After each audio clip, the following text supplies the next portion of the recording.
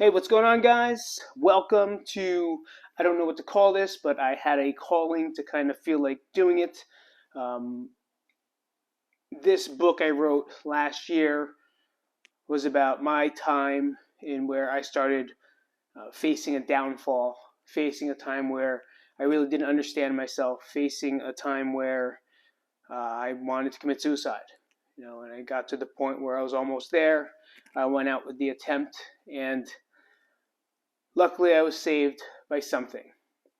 I don't know what it was, what it is, a voice, a feeling, something that just pulled me back and ended up in the hospital. Thank goodness. I always say that, thank goodness, for rehab, and then got my way back into my life to where I am now. So I wrote this as a journal, right? It's just my journal, pretty much, so people can understand what it's like, I guess, to just be inside my head for the most part, right? And it's a very limited dialogue because I can only write so much. I'm not really great at writing.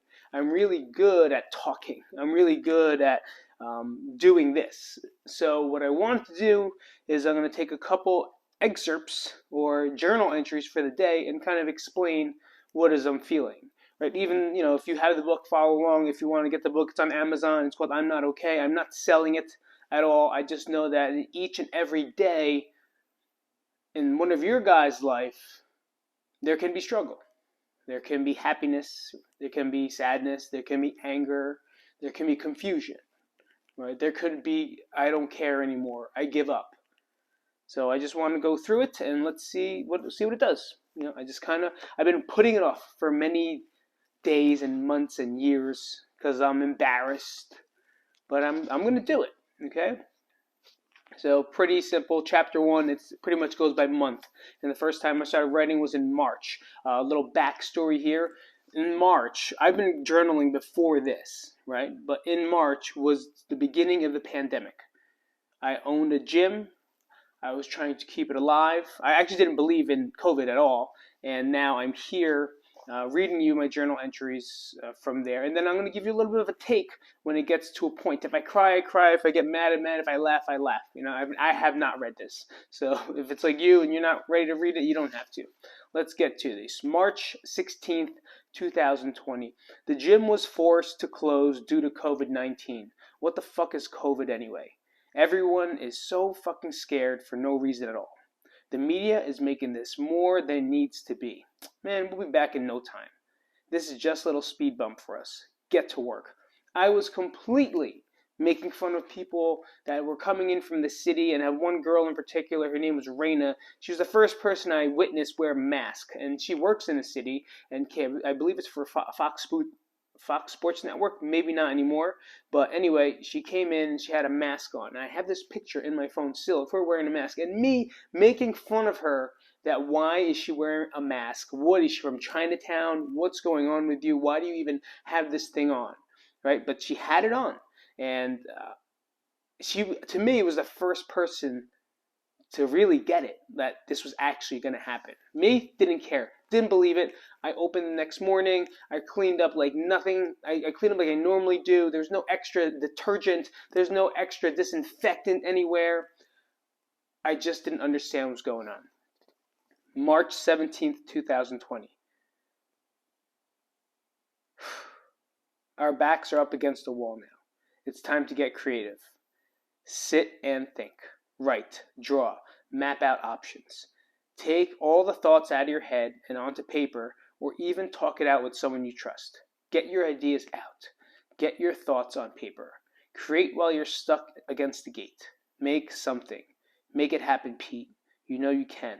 People are counting on you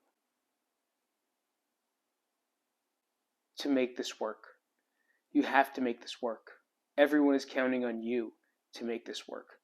Do whatever it takes. Now, at the end of the book, there's little notes that I actually write to my kids. And this one says, you will create great stuff.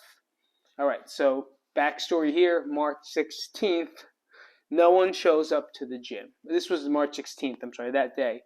Or March 17th, no one shows up to the gym in the morning. Then no one shows up to the gym at 10. 2 people do.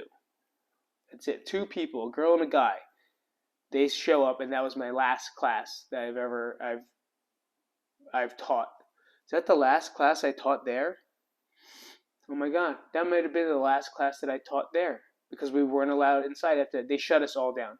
I remember in the time it was against our wall, we had people, cops coming to the door, shutting us down, and then we were trying to keep it open, letting people in anyway to work out, and then people would call the cops on us, and then more people would come, and then we still have our privates inside there, and it was just, it was becoming really tough, and that's why I say my back was against the wall, because I got to figure something out here. They're shutting us down. I got to do something before it starts to break down. And when I talk about it, I talk about all the pressure, if you realize, that I put on myself.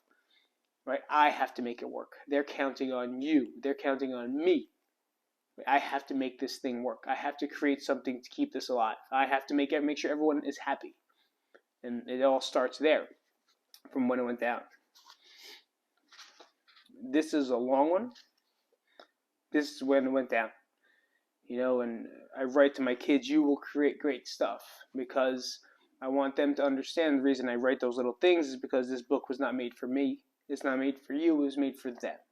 Because in the mind of me wanting to die, the mind of me wanting to disappear from this earth, I want to at least leave them with some messages and some reasoning of why my dad did it, or what was my dad going through, or what was my dad thinking about, how's he feeling. And even if I am still alive, I'm really happy I am, right? But now they know how I felt in the time of pure suffering, pure confusion, and not really starting to feel myself anymore.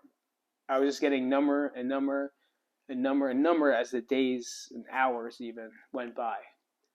So those are just the first 2 days, kind of to introduce where we were at into the storyline. I will move into March 19th for next time, and I'll probably go into like the 20s, because a little bit short. But March 19th is a long one, right? So it's kind of, the question is, what do you think is next? When someone asked me that, and that someone was Coach Ames, and then I'll tell you kind of what I told him. All right, so thank you guys for coming out. We'll figure out a name of this. I'm not sure. On the doorstep, on the stoop, I don't know. I just want to do these on the steps because this is the most comfortable I feel when I do things. When I stand up, I'm not comfortable. When I'm sitting down just talking shit with you guys and telling you guys a story, this is my favorite part. So hopefully you guys got something out of this one. And if you can, please subscribe to the channel. Comment down below anything. If you've read this book, please let me know. Let me know that you've read it, and if it sucked, or if it helped you, or if it gave you a better perspective of someone that has bipolar. And if you guys want to grab it, it's on Amazon. You grab it on Amazon. Look for I'm Not Okay, or title author Pete Isip, and that'll be it. All right, I'll see you guys next time. I'm going to do this pretty fast because this really means a lot to me. So I'll see you guys later. Thanks again, and check out another video. Check out any of my videos. Peace out. Welcome to P.E. Zip's channel. Support by tapping that like button.